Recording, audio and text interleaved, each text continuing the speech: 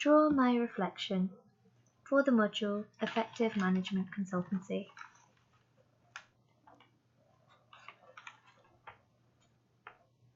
Team 1.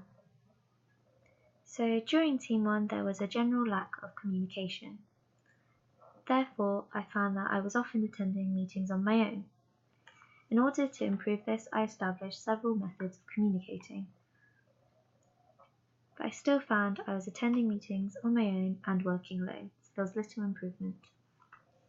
With time going by and deadlines looming, I realised unfortunately this team was not going to work. So I went looking for a new team. And I located a team with only 4 members. I then asked this team if they would be okay with the possibility of me joining their team. Considering Tuckman's team building theory, I found that this was far from a linear process, as this team was already in the storming stage, establishing their event idea. So they went from the storming stage back to the forming stage, from idea generation to assembling the team, planning and collecting information about each other. This is also where I secured my first pledge from David's Bridal. From planning, we set a fixed date for our emotional intelligence event. We also booked the room and we contacted the charity Mind. Here we established 2 speakers. We then moved on to the norming stage. This is where we noticed that each member brought a skill to the team. Shahina delegated tasks and she was very productive. This made her a good leader and she ensured each member was aware of what needed to be done.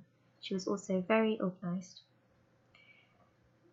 She combated any concerns she had by working to eradicate them. This made her very productive. We had regular meetings which allowed us to establish a strong working culture. James was an excellent team worker. He was very aware of his strengths and his weaknesses. He provided support to team members if they were struggling with tasks. Ovace had a strong supporting network. This allowed him to secure a pledge from Omnia Support. He was confident that we could gain the supporters we need for our event.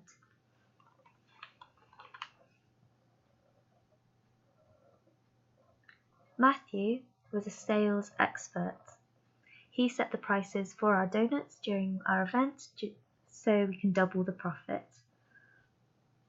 He was also very confident with his presenting skills.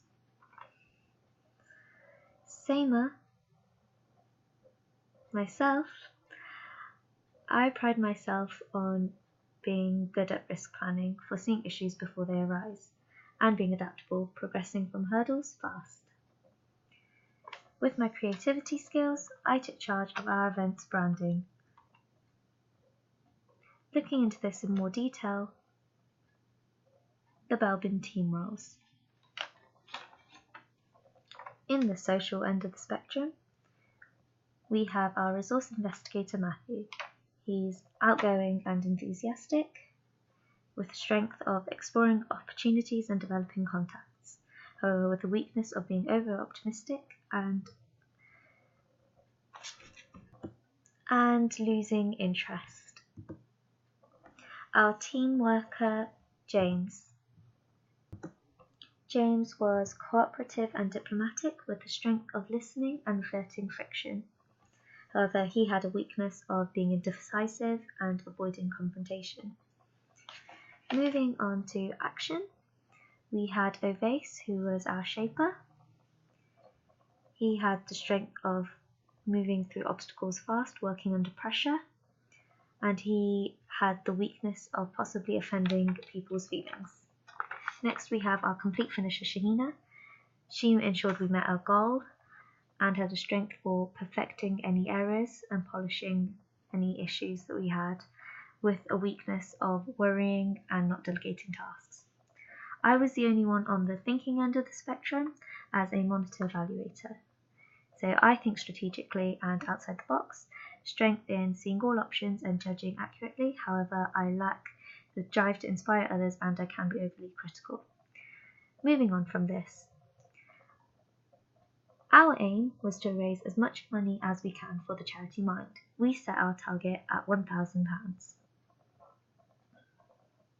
We decided not to aim for the mass market of students as we were aware that our event dates was one of the last, therefore we knew it was a saturated market. We decided to aim for corporate. As a monitor evaluator, I identified that there was a difference in marketing for our event to corporate. Our complete finisher was concerned as she had not pitched for this market before. Our team worker took the utilitarian approach, agreed with the majority. Our resource investigator was very passionate about his idea, and the shaper saw this as an exciting opportunity and challenge. So we moved on to the performing stage.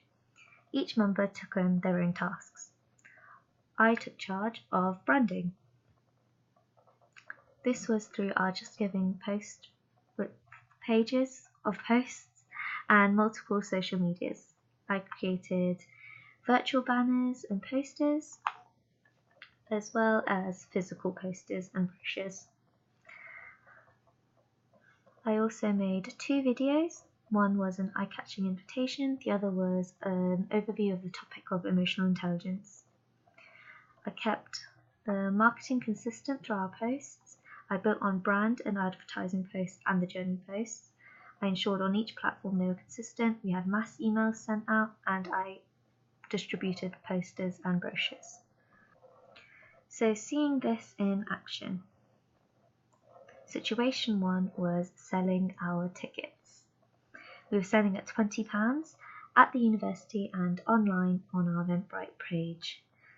People weren't exactly like this, unfortunately, but we got positive feedback about our branding and marketing. They read our emails and they saw our posts, particularly on LinkedIn. So people weren't happy to pay the price for the ticket, but they were happy to donate. So from this, we went back to the storming stage, where we decided to slash our prices to £10. And we went in teams of 2 to pitch our event. So we were handing out posters and leaflets. From this, we found that we got more positive responses, but unfortunately did not sell any tickets. Our resource investigator, part of his weakness was he felt demotivated and wanted to scrap the idea and look at other options of events, provided some other examples of events too. Our shaper saw this as an obstacle that we needed to get through really fast. And again, our team worker took the utilitarian approach. So they wanted to trash the idea and start over. However, our complete finisher disagreed. She wanted to see this through and complete the task. I agreed, considering all the work we had put in, and it seemed like a viable event. So we panned out our ideas, considered time, cost and resources. We disagreed, so we panned out and set some milestones as to what we would have liked to achieve, panned out possibilities of other alternative events, but unfortunately they weren't viable. So we decided to keep our event as a team and have it as a free event aimed at raising awareness of mental health. Furthermore, we realised that our event was only 2 hours, so we wanted to reach our target and use as much time as we can and be productive. So we decided to sell desserts and pizza, Domino's pizzas outside, to reach our target of £1,000. Upon reflection on this, our branding was aimed at corporate. However, unknowingly, we were selling to the mass market of students. And because we were selling at students, the time and the date we had picked did not match our demographics of the mass market. It meant we were facing the weaknesses early identified with the mass market without being prepared for it. Although we had a Gantt chart with milestones, we really should have set deliverables for the tasks, meaning tasks would have been evenly distributed. this was a particular weakness for our complete finisher. To aim for the mass market, I changed our branding on our LinkedIn posts. I made frequent Just Giving journey posts. And I stuck posters around the university and distributed flyers at the foyer. Scenario 2. This challenge was when 2 out of 3 of our speakers had cancelled. This was within 24 hours of our event. Upon reflection, this is a moment I am very proud of, as my team saw this as an opportunity, as we had a contingency plan. We assumed we would be filling in gaps, so we already had content prepared. 3 of us stepped up as speakers, and we spoke about topics that we are passionate about. So, for example, for Matthew, this is why the charity mind is important to him. For me, it was emotional intelligence and artificial intelligence. For Shanina, it was about self-appreciation with some interactive activities. We had a QR code to our Just Giving page, and we are accepting cash and card payments. Scenario 2. This was selling to reach our target. For this, we split into 2 sub-teams. Team 1, which was me, the monitor evaluator, with resource investigator Matthew. Team 2 was our complete finisher Shanina, our team worker James, and our shaper Oves.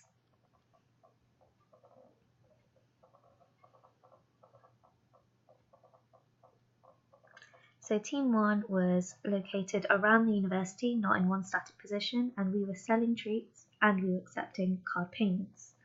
Team 2 was stationary in the library, and from this we raised £429.62. As it was rainy day, we had the weakness of missing traffic outside the library, and we faced negativity from staff. But we stayed positive and we persevered.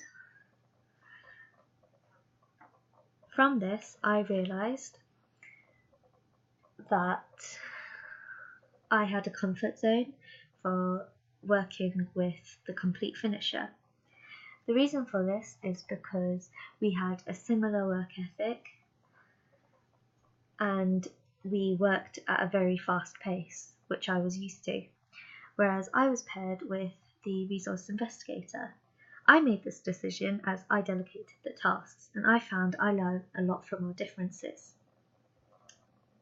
I found that I developed new skills by watching Matthew, and he was a confident salesman, but then he also allowed me to lead in selling, which allowed me to develop my sales skills from watching him be an example.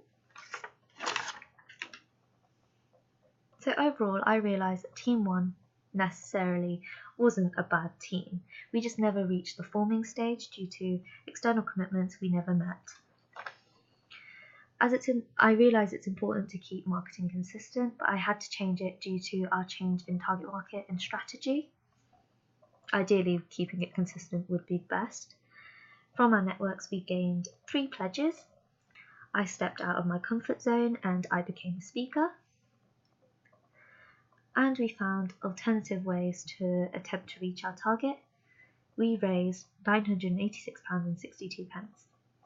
If we delegated tasks correctly and set deliverables and stuck to one strategy of either students or corporate, I believe we would have met our target of £1,000. However, I learned a lot from this experience in terms of branding and using my creative skills to make eye-catching content to meet either a target of the mass market of students or alter it to meet the mass market of corporate.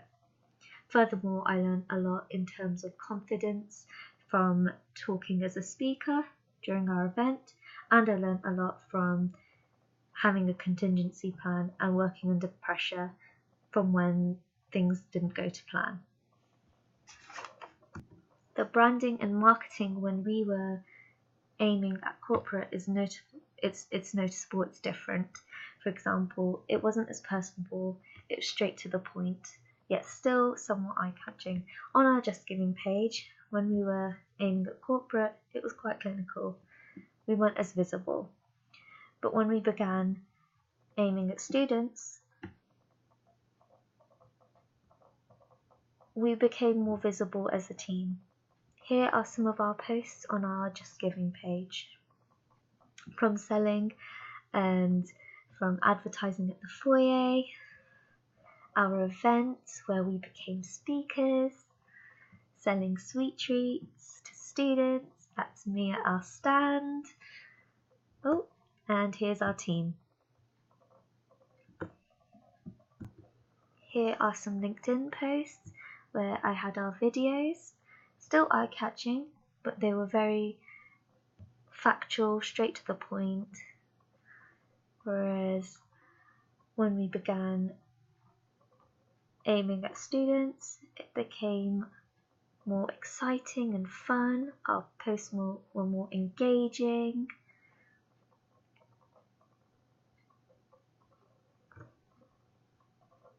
And that's our posts and general marketing for our event